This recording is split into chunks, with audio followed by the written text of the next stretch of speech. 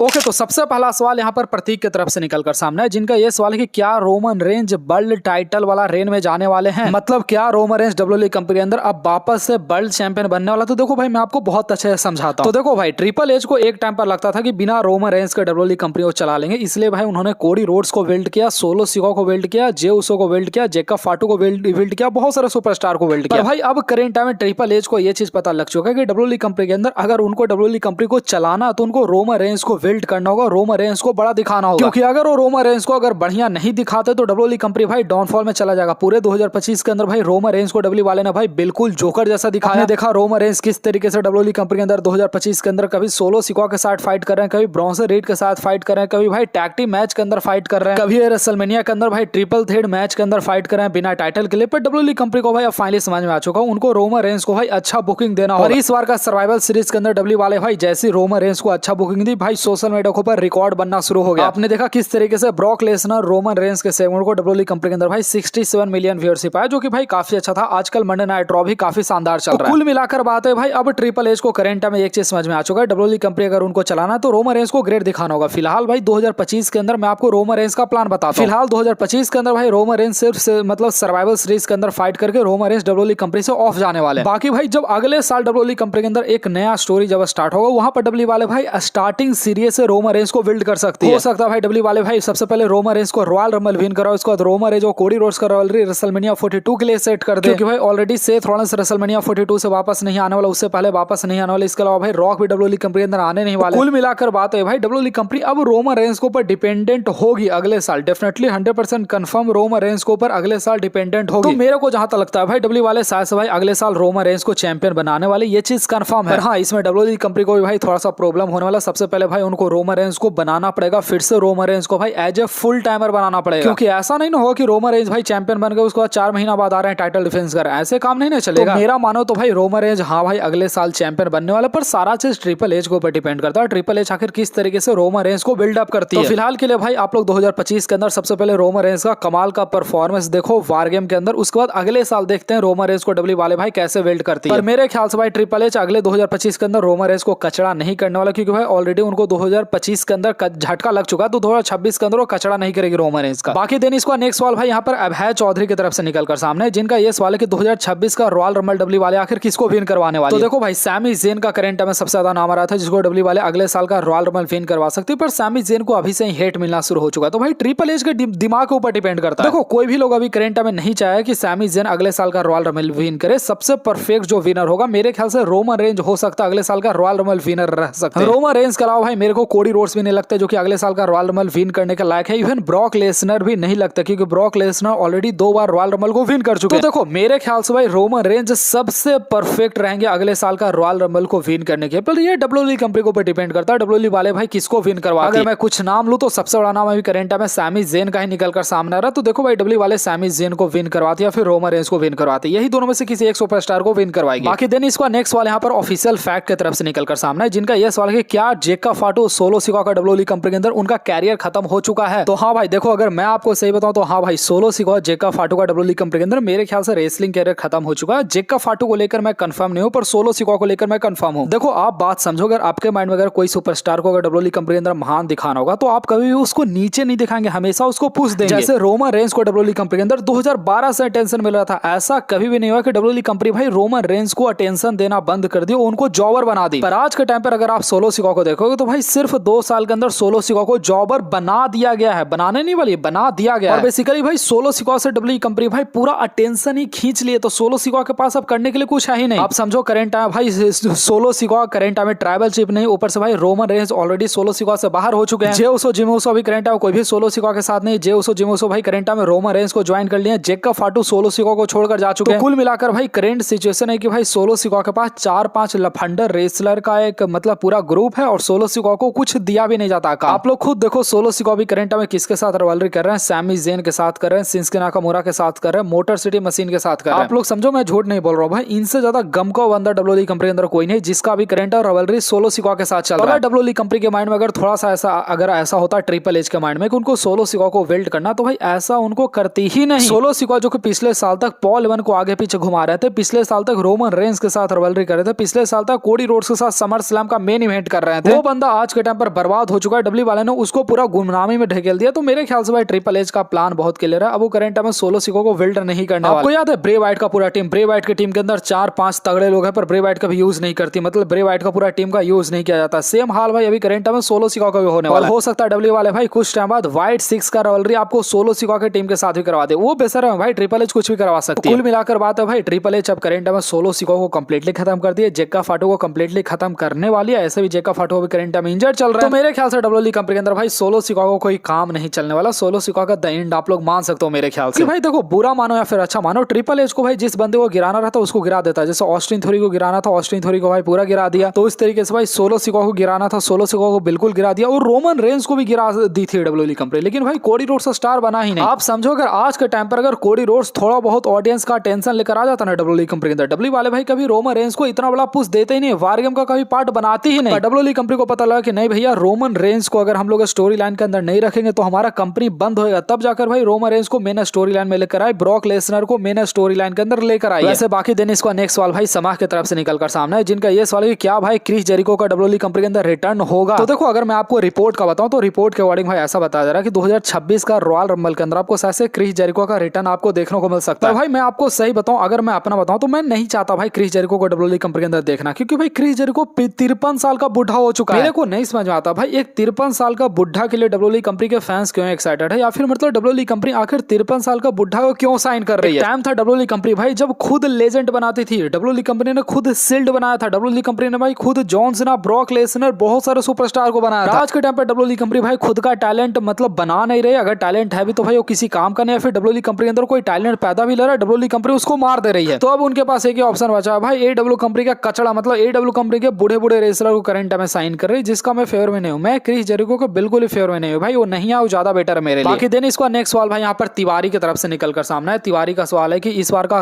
War game कौन सा superstar जीतने वाला। तो मेरे ख्याल से भाई हिल टीम है वार गेम इस बार का जीतने वाला, दैट इज वेरी क्लियर। देखो भाई बात बहुत सिंपल है, जिस टीम का फ्यूचर होता है, जिस टीम का स्टोरी लाइन होता है, जिस टीम का भाई वेल्ट होता है डब्ल्यूडब्ल्यूई कंपनी के अंदर, वही टीम मैचेस को विन करती है। एक तरफ है पॉल हेमन जो कि एक नया शुरुआत अपने टीम के साथ कर रहे हैं, उनकी टीम के अंदर ब्रॉक लेसनर है, ड्रू मैकिंटायर है, ब्रॉन ब्रेकर है, ब्रॉन्सन रीड है, लोगन पॉल है, तो वही टीम विन करेगा ना। तो देखो मेरे ख्याल से डब्ल्यूडब्ल्यूई कंपनी भाई अभी करंट टाइम ब्रॉन ब्रेकर को पुश देने का सोच रहे हो, ब्रॉन ब्रेकर को डब्ल्यूडब्ल्यूई कंपनी का नेक्स्ट फ्यूचर सुपरस्टार वो बनाने का कोशिश कर रही है। और यहाँ पर ये चीज यही इसलिए क्लियर हो जाता है कि यहाँ पर मतलब हिल टीम ही विन करने वाला, मतलब ब्रॉन ब्रेकर का टीम ही विन करने वाला। डब्ल्यूडब्ल्यूई कंपनी के पास अभी करंट टाइम भाई बिल्कुल हालत उनका खराब हो चुका है, उनके पास कोई ऑप्शन नहीं। आप समझो डब्ल्यूडब्ल्यूई कंपनी सबसे पहले ऑस्टिन थ्योरी को नेक्स्ट सुपरस्टार बनाने का कोशिश की, ऑस्टिन थ्योरी को बर्बाद कर दी, सोलो सिको को बनाने का कोशिश की, सोलो सिको को बर्बाद कर दी, जेक्का फाटो को बर्बाद कर दी, ड्रू मैकिंटायर कभी बने नहीं। इसके अलावा कोडी रोड्स ने भाई उल्टा डब्ल्यूडब्ल्यूई कंपनी को बर्बाद कर दिया, जे उसको कभी बड़ा सुपरस्टार नहीं बने। तो डब्ल्यूडब्ल्यूई कंपनी के पास भाई अभी करंट टाइम बहुत ज्यादा प्रेशर है, उनको डब्ल्यूडब्ल्यूई कंपनी का मतलब उनको एक नया सुपरस्टार बनाना। तो मेरे ख्याल से भाई करंट टाइम में सिर्फ डब्ल्यूडब्ल्यूई कंपनी का एक ही आशा है, करंट टाइम ब्रॉन ब्रेकर। अब देखो भाई ब्रॉन ब्रेकर डब्ल्यूडब्ल्यूई कंपनी के अंदर वो बड़े सुपरस्टार बनते हैं या फिर नहीं बनते, मेरे ख्याल से वही एक एक्सेप्शन है। बाकी भाई हिल टीम ही विन करेगा, बहुत ऑब्वियस बात है, जे उसो का हिल्टन देखने को मिलेगा। बाकी आज को इतना ही था भाई, मिलते हैं आपसे नेक्स्ट वीडियो के अंदर। सारे लोग चैनल को सब्सक्राइब करके सारे लोग वीडियो को लाइक करना मत भूलिएगा।